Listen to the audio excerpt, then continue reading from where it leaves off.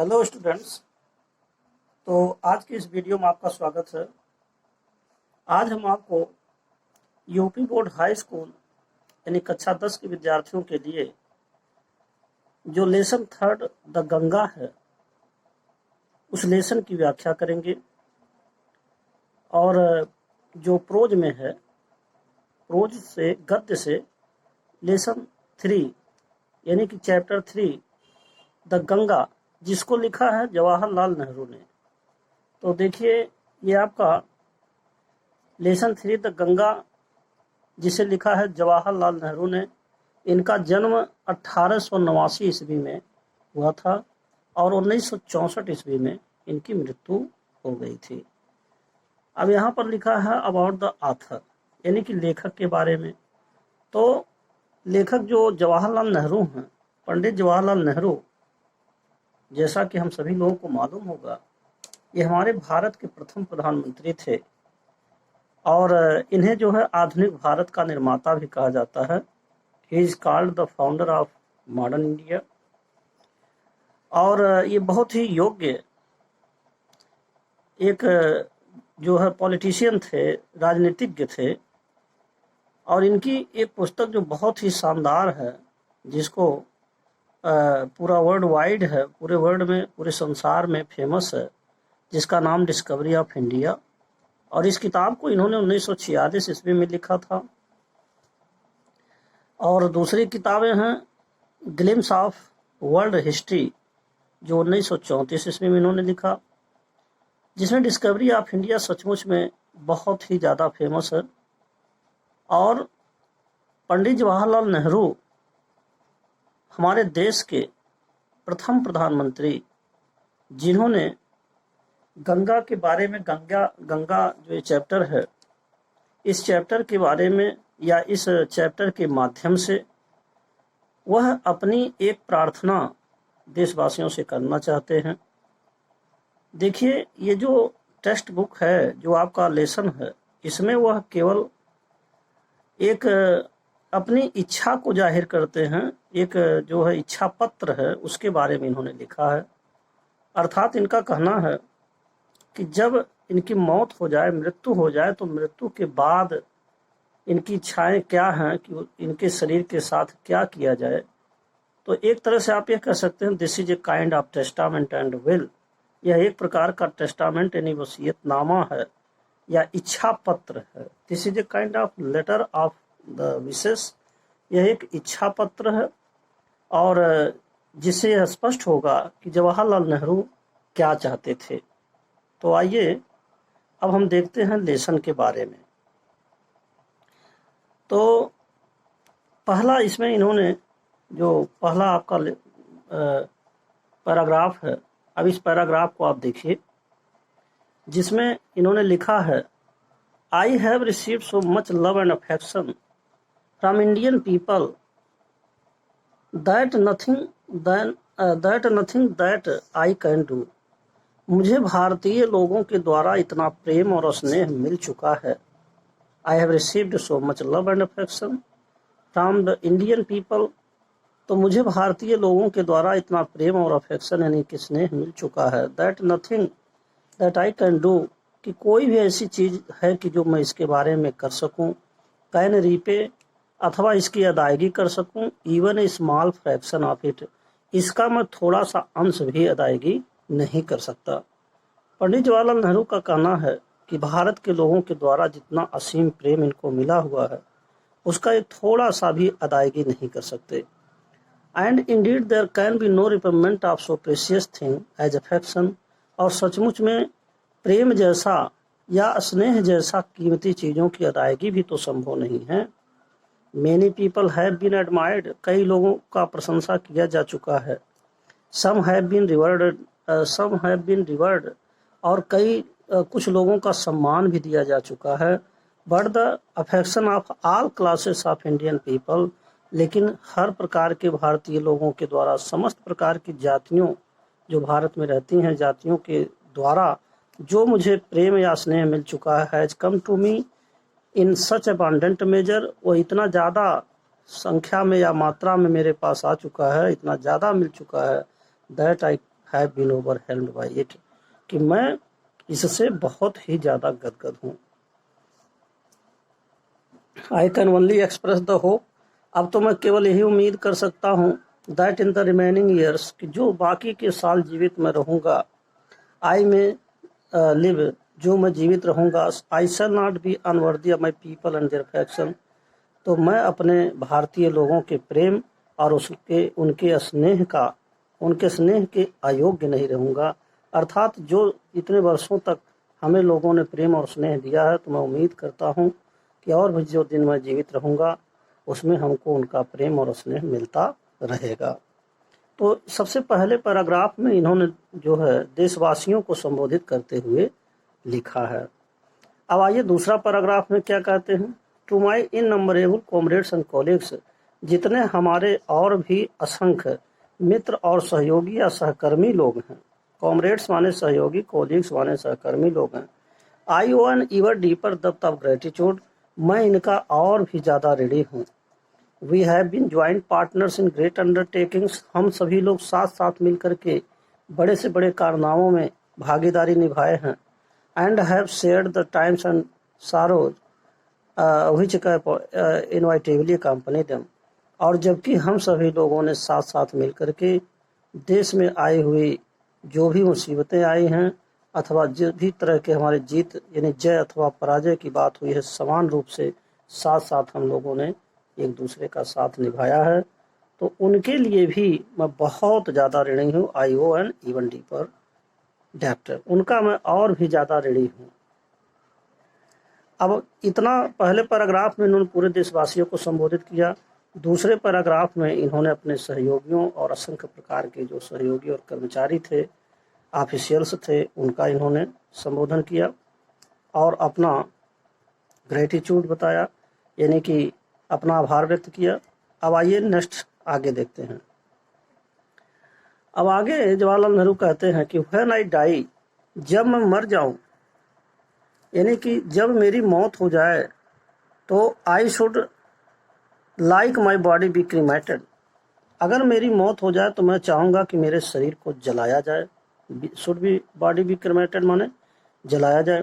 If I die in foreign country, अगर मैं कहीं विदेश में मर जाता हूँ, my body should be cremated there, तो मेरे शरीर को वहीं जला दिया जाए। And my asset sent to Allahabad, और मेरे उस राख को, शरीरांश को, जो शरीर जलाने के बाद राख बचता है, इलाहाबाद भेज दिया जाए। Small handful of these ashes should be thrown in the Ganga, और उसमें से एक मुट्ठी भर राख को गंगा नदी में फेंक दिया जाए। And the major portion of them disposed of in the manner indicated below, और जो शेष भाग राख का शरीरांश बच जाता है उसको नीचे लिखे गए तरीके से, तौर तरीके के अनुसार बिखेरा जाए। No part of this should be retained और प्रिजर्व्ड, और कोई भी मेरे शरीर का अंश ना तो बचाया जाए ना तो सुरक्षित रखा जाए। तो इस तरीके से इन्होंने तीसरे पैराग्राफ में अपने मरने के बाद क्या हो उसके बारे में इन्होंने कहा। अब एक बात और है, यहाँ पर जवाहरलाल नेहरू कहते हैं नंबर 2 पॉइंट में कि my desire to have a handful of my ashes thrown in the Ganga at Allahabad, Allahabad में बहती हुई गंगा में मेरे शरीरांश का एक मुट्ठी भर राख को फेंकने का हैड नो रिलीजियस सिग्निफिकेंस, कोई धार्मिक महत्व नहीं है। जवाहरलाल नेहरू के कहने का मतलब है कि मेरे शरीर का एक मुट्ठी भर राख को गंगा नदी में जो इलाहाबाद में बह रही हैं, उसमें एक मुट्ठी भर राख को फेंकने का कोई धार्मिक कारण नहीं है। धर्म के वजह से मैं नहीं फेंक रहा हूँ। So far as I am concerned, जहाँ तक मेरा संबंध है, I have no religious sentiment in the manner, मेरा धर्म में कोई भी आस्था नहीं है। I have been attach to the Ganga and the Yamuna rivers in Allahabad ever since my childhood, मेरा गंगा नदी और यमुना नदी से जो संबंध है वह बचपना से ही है। As I have grown older, और जैसे जैसे मैं बड़ा हुआ, this attachment has also grown, तो यह मेरा जो जुड़ाव था, लगाव था, वह भी बढ़ता गया। I have watched their varying moods as the season changed, जैसे जैसे मौसम बदलते रहे वैसे वैसे मैंने गंगा के बदलते हुए परिवेश को देखा है, स्थितियों को देखा है। And have often thought of the history and myth, और मैंने गंगा के इतिहास और इनकी गाथाओं के बारे में भी विचार किया है। And tradition and song and story, और इसकी परंपराओं के बारे में, इनके गीतों के बारे में, इनके कहानियों के बारे में। That have become attach to them, जो कुछ भी गंगा से संबंधित कहानियाँ, किस्से अथवा कोई भी संगीत या रीति रिवाज परंपराएं हैं, थ्रू द लॉन्ग एजेस, जो बहुत बहुत दिनों से चली आ रही हैं। And become part of their flowing water, और उस बहते हुए जल का अंश रही हैं, उनके बारे में भी मैंने विचार किया हुआ है।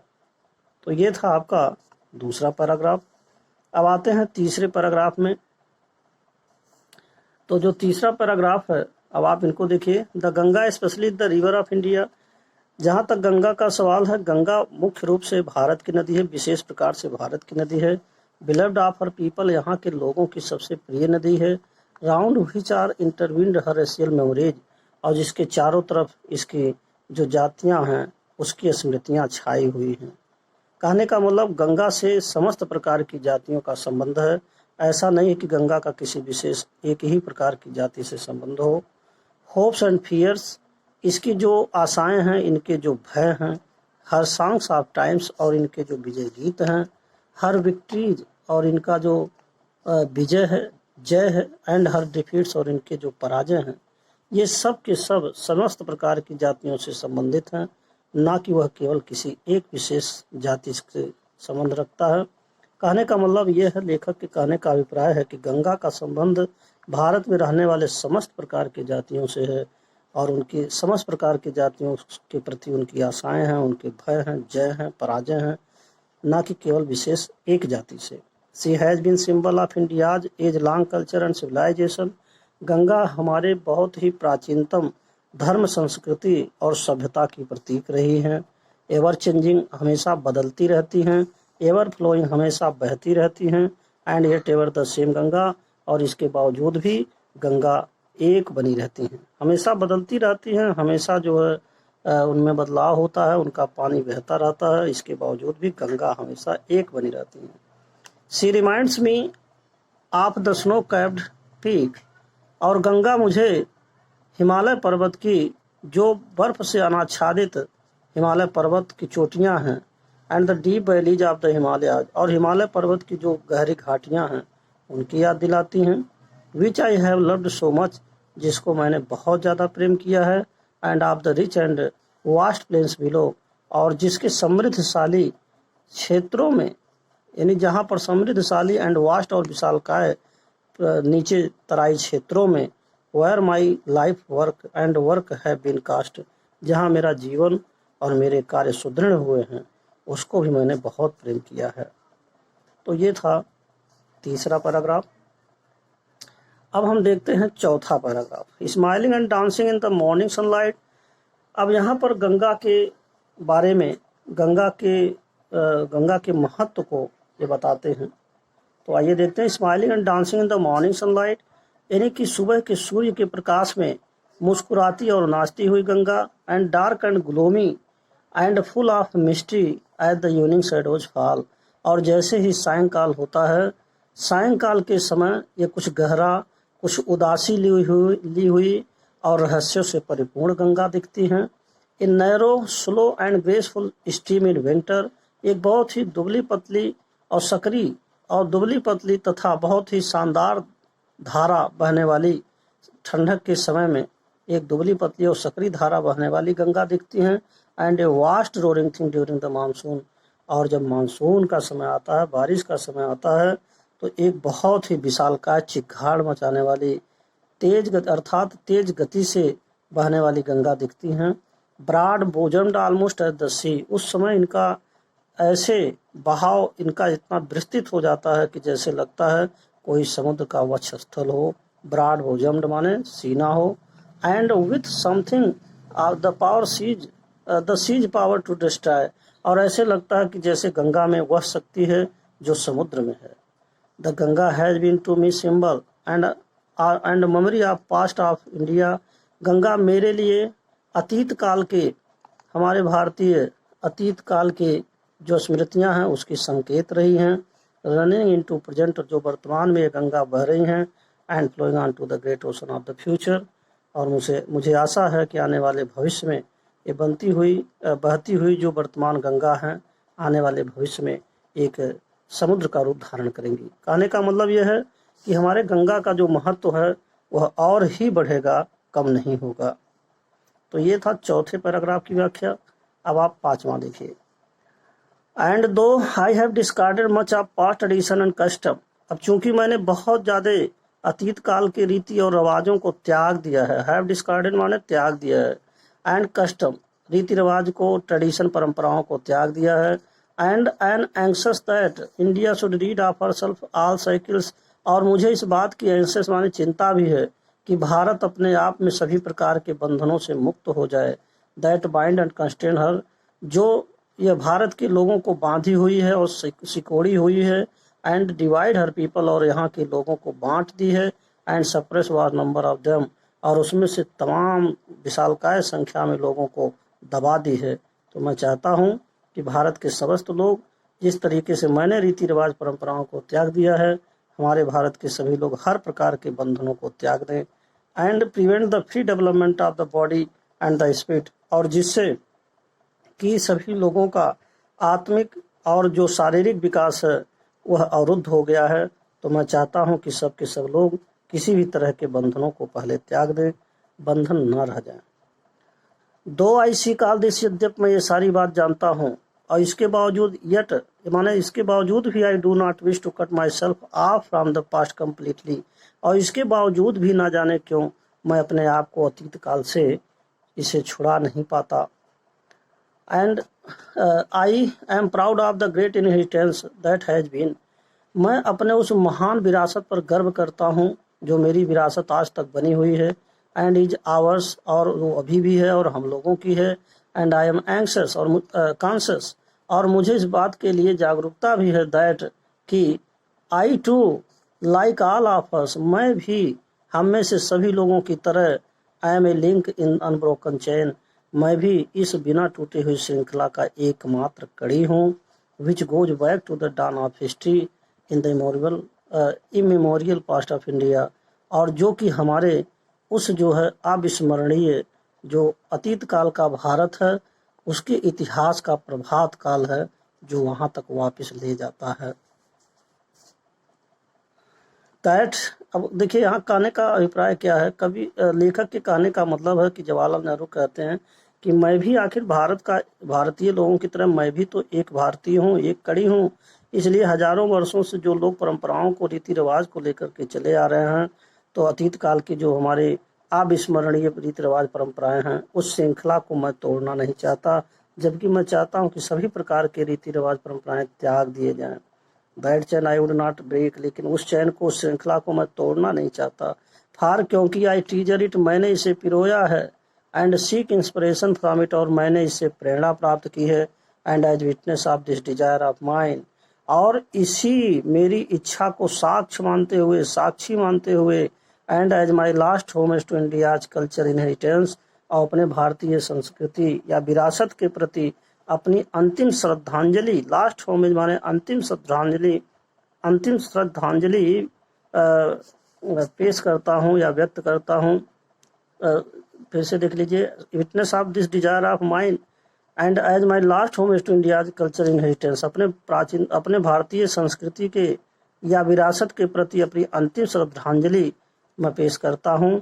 और I am making this request, मैं आपसे यही प्रार्थना कर रहा हूँ, that A handful of my asset be thrown into the Ganga, मैं चाहता हूँ कि गंगा में मेरे शरीर का एक मुट्ठी भर राख को गंगा नदी में प्रवाहित कर दिया जाए, एंड एट इलाहाबाद, जो इलाहाबाद में बहती हैं, to be carry to the great ocean, जिससे कि वह महान जो सागर है, हिंद महासागर है, वहाँ तक चले जाए, दैट वासेज इंडिया सोर्स, जो भारत के चरणों को धोता है या भारत के किनारों को धोता है। तो कहने का मतलब यह है कि गंगा नदी में अगर उनके शरीर का एक मुट्ठी भर राख फेंक दिया जाएगा उनके अंश का, तो वह गंगा से हिमालय, जो आपका हिंद महासागर है, वहाँ तक पहुँच जाएगा। तो अब एक मुट्ठी भर राख को फेंकने का जो महत्व है, इसको इन्होंने इस पैराग्राफ में स्पष्ट कर दिया है। अब अंतिम में लास्ट पैराग्राफ में क्या कहते हैं, the major portion of my assets should however be disposed of otherwise, और जो शेष मेरे शरीर अंश हैं, जो शेष शरीर का अंश बच गया है, उनको अन्य तरीके से बिखेरा जाए। I want these assets to be carried into the air, मैं चाहता हूँ कि हमारे शेष बचे हुए शरीरांश को एक इन एन एरोप्लेन, एक हवाई जहाज में आकाश में हवा में ले जाया जाए, and scattered from that height, और उस ऊंचाई से बिखेर दिया जाए, ओवर द फील्ड्स, उन खेतों में, where the peasants of India toil, जहाँ पर भारतीय लोग मेहनत करते हैं, so that they might mingle with the dust, जिससे कि वह धूल में मिल जाए, एंड सॉइल ऑफ इंडिया, और भारत के मिट्टी में मिल जाए, and become an indistinguishable part of India, और जिससे कि मैं भी भारत का एक अभिन्न अंग बन सकूं। तो एक मुट्ठी भर राख को गंगा में फेंकने का इनका लक्ष्य है, और शेष बचे हुए जो राख हैं उनको हवाई जहाज के द्वारा आकाश में से और उन भारतीय खेतों में बिखेरना है जहां भारतीय किसान लोग मेहनत करते हैं। तो यही इनकी दो प्रार्थना थी जिसको इन्होंने अपनी इस वसीयतनामा में व्यक्त किया था, इस इच्छा पत्र में लिखा था। और साफ साफ शब्दों में अंतिम पैराग्राफ में क्या कहते हैं, I have written this will and testament in New Delhi on 21 day of June 19 in the year 1954। इन्होंने कहा कि 1954 ईस्वी में, और यहाँ लिखा है 21 डे ऑफ जून, यानी कि 21 माने 21 जून 1954 ईस्वी को नई दिल्ली में मैंने इस अपनी इच्छा पत्र या वसीयतनामा को लिखा है। और आगे लिखते हैं जवाहरलाल नेहरू, इसको इन्होंने जवाहरलाल नेहरू ने लिखा है, और साफ साफ लिखा है 21 जून 1954 ईस्वी। तो this was a kind of letter written by Jawaharlal Nehru, Pandit Jawaharlal Nehru, और first prime minister of India, and this was really a truth story, you can say this was really a true story about him, and it was done after his death as well. तो अब ये कहानी आपका अब यहीं पर समाप्त होता है, और मैं आशा करता हूँ कि आपको ये जो पाठ है यह ज़रूर इंटरेस्टिंग लगा होगा। और अंत में मैं आपसे यही कहूँगा कि अगर आप मेरे चैनल पर पहली बार हैं तो कृपया मेरे चैनल को सब्सक्राइब करना ना भूलें, साथ ही साथ बेल आइकन भी प्रेस कर दें, जिससे कि जो भी मैं नए नए वीडियोस बनाऊं उसका नोटिफिकेशन आप तक पहुंच सके। And finally thanks for watching this video.